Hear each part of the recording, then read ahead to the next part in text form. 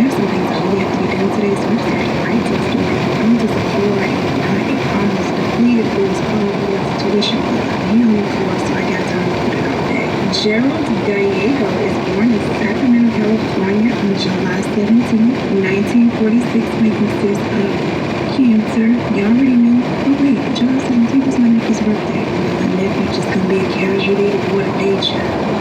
Unfortunately for this little newborn baby, his mother and his father had a lot going on. Mom is a sex worker and dad is really this off the rails. He was a career criminal, always into some mess. Not long after Gerald was born, he actually gets into prison. While he is in prison, he participates in an attempt to overthrow the prison or escape. Some of the inmates got together and concocted a little plan to try to get out of there. In the midst of all this, he ends up killing 2 officers. So he got his little sentence bumped up to death. And in case you're wondering, his dad is a Taurus. And it's Taurus season. Shout out to all of y'all. So I guess that's a grateful one. I told you I'm ready to girls up. Y'all love to play with us. So right now, the Aries, the Scorpios, and the Pisces show we chillin'. Gerald's mom, she had plenty of boyfriends for a few years, and she would oftentimes allow them to mistreat him. Some of them had actually assaulted him, and so he was very resentful toward his mother for this because she never made an attempt to protect him or tell them,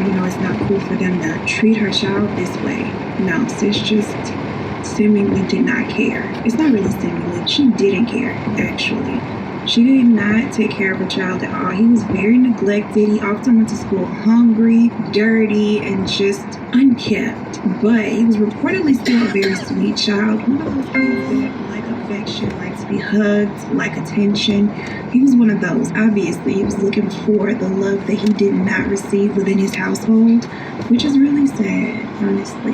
As he got older and he saw how other kids were treated by their parents as opposed to what his situation looked like with his own, his disdain for his parents, it continued to grow and fester in his little heart. He became very angry and he began to express this anger by way of his behavioral issues. He resented his father for his criminal actions that in his eyes caused him to abandon the family. That's pretty much what it boiled down to him as. And his mother, of course, he resented because she didn't protect him and she was just out here for the streets.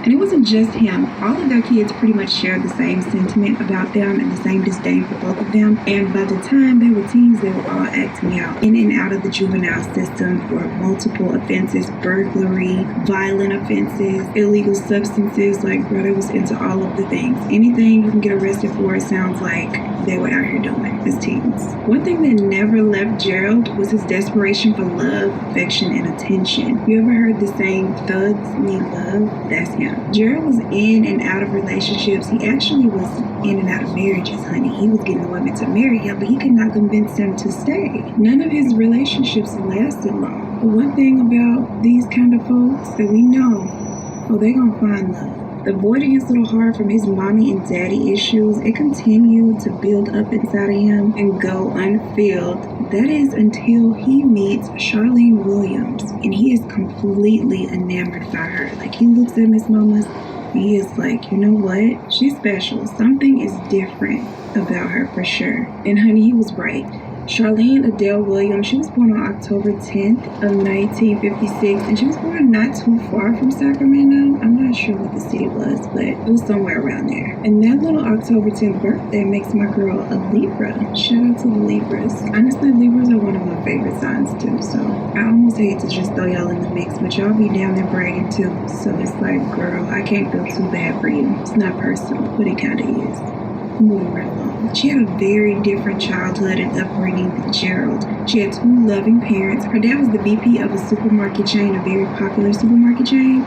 He was very much respected. His job required that he and his little family do a lot of traveling, which they did not seem to mind at all. Charlene's mother just wasn't following her husband around the country. She was his lover and his secretary, honey. She often helped him out with a lot of the duties that pertain to his job, working every day of the week. As for little Charlene, she was a very good child. She was very smart, very intelligent, very well spoken. She was also very shy. In school, she had good grades, good attendance. Like, there really wasn't anything that her parents could complain about. The poster child for a good kid. Charlene also enjoyed traveling with her family, but that kind of changed when her mother was involved in a pretty bad car accident.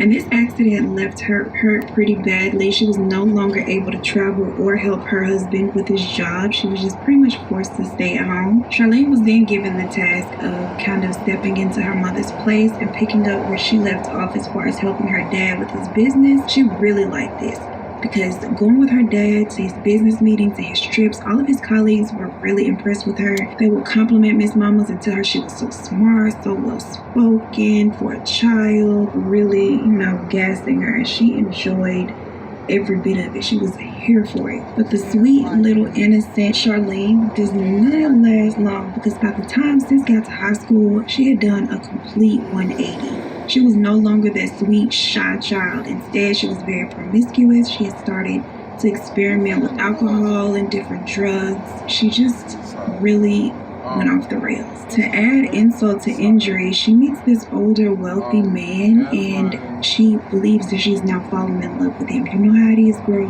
When you're young like that, and you just think that you know. She thought she was completely in love with this man. Problem with this is the fact that he had a nasty little heroin addiction, and instead of him just keeping his little addiction to himself, he would allow her to experiment as well. Her parents did not like this at all, but it was really nothing that they could do to keep her from him. First, they noticed a change in the way she acted, some of her mannerisms, but then she completely stopped caring about how she looked as well, and they were like, you know what, no, something is wrong. This ain't the little Charlene that we raised. Who is this? But at the point at which Charlene turns 18 and decides she wants to now marry this man, it's really nothing they can do. They try to step in and advise her to do better, make better decisions, turn her life around before it's too late, but she's not down with it. All she does is run that message back to her husband, and of course he didn't like it. He did not like being blamed for the route that her life was taking. He didn't like that her parents were always in their business. He felt like they had no place in her relationships. It just brought about a lot of tension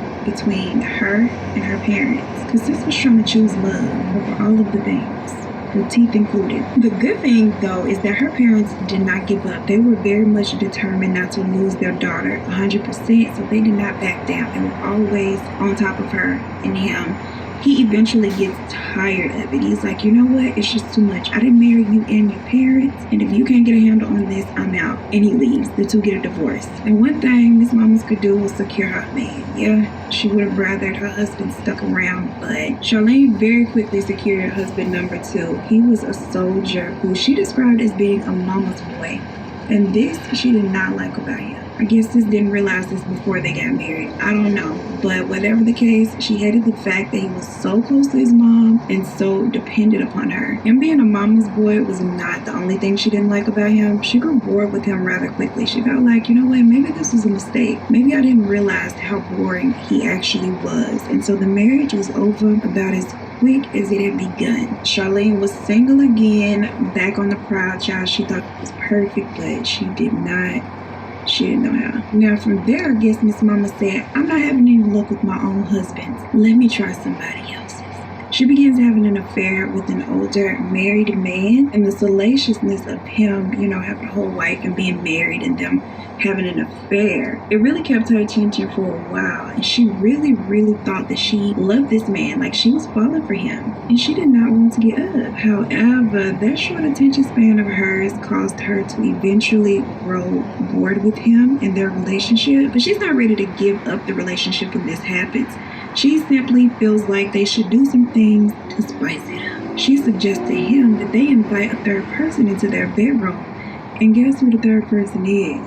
His wife. At that point, he was like, you know what? This ain't it. Like, I don't know what you thought this was gonna be, but you're not about to ruin what I got going on at home. And so when she suggests this, he feels like he is out of there. He is done. He most definitely did not want to risk his home life for her. She was just something that was fun for him to do. This devastates Charlene. She takes it really hard. Sis actually makes a failed attempt of taking her little life. And even when this happens, he does not come back. He's like, you know what? Nah, I'm done here. No thanks. At this point, she's just out here in the world, lost, without direction, emotionally void, She goes out to a poker club one night just to get out and, potentially find her next lover. And that is when she runs into Gerald, and the two hit it off right away. With her being her very vulnerable and emotional state, and him being emotionally void and desperate, the two of them were pretty much the perfect match for each other. They instantly fall in love, and from the night that the two of them met there at the poker club, they spent every moment together for the next 2 weeks. After 2 weeks, they decide that they're going to take their relationship to the next level, and they actually move in together. Despite their age gap, which, arguably age ain't nothing but a number. Unless that number is pretty low, child, then it gets really dangerous. But there's a 10-year age gap between the two of them, and that seemingly does not have an effect on their relationship or how things play out between them. They feel like they are the perfect match. And her parents, however, they were not impressed with Gerald one bit. From the moment that they met him, her mother said that she felt like there was something about him that she just couldn't put her finger on, but it was something that just didn't sit right with her soul. And mamas be knowing sometimes. Not only that, when they found out the extent of his criminal past and history, they were really unimpressed with him.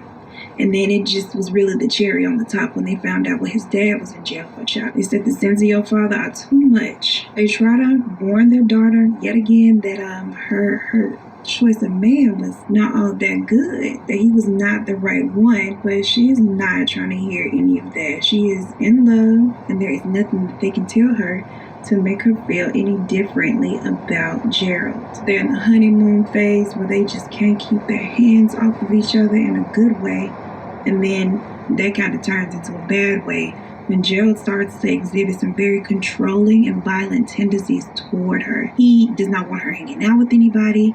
He slowly phases her away from her family, making her believe that they didn't want her to be happy, and that is why they were telling her that she needed to get away from him. So within a couple of months of them just knowing each other, period, the only people that she's around is him and his family. Now, the controller side of him was not even the worst side of him. Like I previously touched on, he had some very violent tendencies and an extremely short fuse. As far as their intimacy, they were equally yoked. They were into a lot of different things, and they did a lot of experimenting together. But as the months had gone on, Charlene noticed that his appetite was a lot less present than it once was, and that he kind of was losing interest in her. At least that's how she felt. She felt like he no longer desired her as much as he used to in the beginning of their relationship, and so it made her feel a little bit insecure. Nevertheless, she would still make attempts to, seduce him and all of the things, but he was taking her bait less and less each day. It was like nothing that she did made him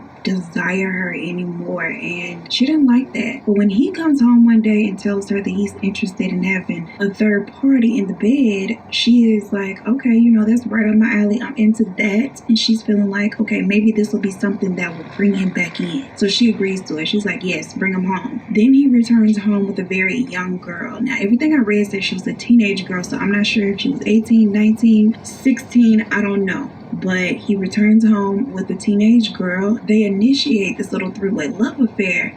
But when her and the girl start to have their little action, he snaps out into this crazy psychotic rage and begins attacking Charlene. It was as if he was jealous and thought that he could take seeing her with somebody else, but realized in the moment that he couldn't. And instead of him expressing that, child, he just started swinging. Still, this is not enough for her to decide she wants to leave him. She is still very dedicated to making him happy and reigniting their little spark. But from there, his actions only become more bizarre. He has a 14-year-old daughter from a previous marriage that is coming to live with him. So he decides to get his own space. Gerald was very sick because not long after his own 14-year-old daughter moves in with him, he begins an inappropriate relationship with her. And of course, it was not something that she wanted. Charlene actually witnesses this, and she does not speak up for the girl, nor does she try to stop him from doing these things. She just turned a blind eye to it and pretended like it was not going on, or at least she wasn't aware that it was going on. Furthermore, right around the time that she had become aware that these things were happening, she found out that she was pregnant with his child herself. And you would think with what she's witnessing him do to his own child, that she would not want to have a child with him. She would be the one to say, oh no, this ain't happening. It's actually him that tells her that she needs to terminate and that he does not want her to have this baby. And although she doesn't want to do this, she listens to him because she loves him and she wants to please him. So she does as she is told, and she goes and gets her pregnancy annulled. Months go by, and when his daughter is presented the opportunity to go live with her grandmother, she jumps on it. She doesn't say anything about what's going on. She's just happy to get out of there, and she leaves. Now, without having his daughter there to torment and abuse, he reveals to Charlene that he had been fantasizing about taking a girl against her will, chaining her up in the house, and having her there for his fantasies whenever. Again, Sis looks at this red flag, it's one of the 6 flags, and she does not run away screaming and calling the police. No. Charlene stays, and without hesitation, she decides to help her man fulfill that fantasy by any means necessary. On September 11th, 1978, 32-year-old Gerald, accompanied by his 21-year-old girlfriend Charlene, they get into Charlene's van and set out to make that fantasy come true. They pull into the parking lot of a Sacramento mall with the hopes of just spotting a young girl and luring her to the van, but they figured it might look a little suspicious. One, it's a van. Vans always look suspicious, duh. And then it's an older man and a young girl, and so they were like, you know what? Maybe this is not the look that we should be going for. They decide that she's gonna go into the mall by herself and just try to lure a girl or two to the van, and then he would take it from there. After scouring the mall for a little while, she finally spots 2 young girls that she felt confident that she could coerce into following her out of the mall. It is 17-year-old Rhonda and 16-year-old Kippy. They were just 2 friends hanging out at the mall together. Charlene approaches the 2 young girls, and she pretty much just asks them if they would be interested in a free little smoke session with her out in the parking lot. Now, a random woman in the mall offering you know, the devil's lettuce may seem kind of random to most, but they didn't take it as too odd, not odd enough for them to decline. Them being 16, 17, her being 21, she probably lied about her age and told them that she was younger than what she was. I just know she played up on the fact that she was young to make them comfortable with going with her. Not only that, she was super friendly and she came off rather harmless, so they agreed to go with her. She leads them over toward the van where Gerald is waiting for them with a small handgun, and as soon as she gets them close enough, he shows it to them and forces them into the vehicle. He applies restraints to the young girl's wrist, and then he instructs Charlene to keep an eye on them while he drives. And he does so for about an hour until he reaches a secluded area where he felt comfortable that they would not be interrupted or spotted by anybody. Y'all told me to try this Armani foundation. It better be cute. My receipt is in my purse just in case it's not. Once they are out of plain sight, Gerald gets into the back of the van with the 2 girls. He assaults both of them while Charlene sits there and watches. He does not allow her to participate. I guess he just couldn't stomach seeing her with somebody else. So she just sits there the whole time and she watches until he is done. When he finishes, he tells her to drive even further out into the fields. And once she gets out where he feels like, it's far enough, he takes the girls out of the van, bludgeons them both, and then shoots them. They then leave them out there laying in the field. But before leaving, they strip the girls of their belongings, their wallets, and their purse. And they also took the weapon, tossed all of this into the river on the way home. Now, of course, they do this because they don't want them to be identified right away. If they are found right away, they want to kind of prolong the process of identifying these 2 girls. When they are found 2 days later, they are not able to be identified right away, and there is literally little to no evidence whatsoever left behind. I don't know how this is looking on camera, but in person, I'm looking real Casper. I feel like on camera I don't look so bad, maybe, but in person I look like Michael Jackson. But I ain't going nowhere today, so we just gonna roll with it and say a little prayer that it oxidizes somewhat. This shit looks crazy. Oh my god. I'm really ready to see if this looks as bad on camera as it does in person, because in person I look the fool. The 2 of them are in no way linked to the discovery of these 2 girls. And so they're feeling really good about the fact that they had seemingly gotten away with it. Meanwhile, his 14-year-old daughter, who is now living with her grandmother, is struggling with the after effects of what he had done to her. And she can no longer keep this secret. She decides to tell someone, and that person then tells her that she has to go to the police. When she does so, the police immediately issue a warrant for his arrest, and somebody gives this fool the heads up that he's wanted and the police are out here looking for him in these streets. When he hears this, he tells Charlene, and the two of them decide the best thing for them to do is to flee the scene. They leave Sacramento immediately. I mean, they drive and drive and drive, stopping in Reno, Nevada, and deciding that we should get married. Yep, that's what they came up with. They decide to go to a little chapel and tie the knot. After this, they lay low for a couple of months, but their little grotesque thirst for being trifling was just too much for them to ignore. So after a couple of months of laying low, they decide, you know what, let's go out and do that thing again. Roughly 9 months after what they had done to the first two girls, they go out on the hunt for their next target. In their mind, their ideal target would be 1 or 2 girls that are fairly young, and the county fair presents them a perfect opportunity to find what they're looking for. On June 24th, 1979, they're walking around the county fair pretending to be normal people there to have a good time. They spot 13-year-old Sandra and her 14-year-old friend Brenda, who had just pretty much spent their entire day at the fair and were sitting off to the side waiting on their ride to come by and pick them up. Charlene approaches the two girls and she asks them if they would like the opportunity to make a couple of extra dollars. I believe she told them that it would be passing out flyers, if I'm not mistaken. Whatever the case, she tells them that it's just a quick little task they could get done before the ride gets there, and they could get, you know, a little extra pocket money. The two them away from the crowd. Gerald is in the van, parked kind of far off, but he can see them, so he's just watching. And as soon as they're out of plain sight of the crowd, he pulls up in the van.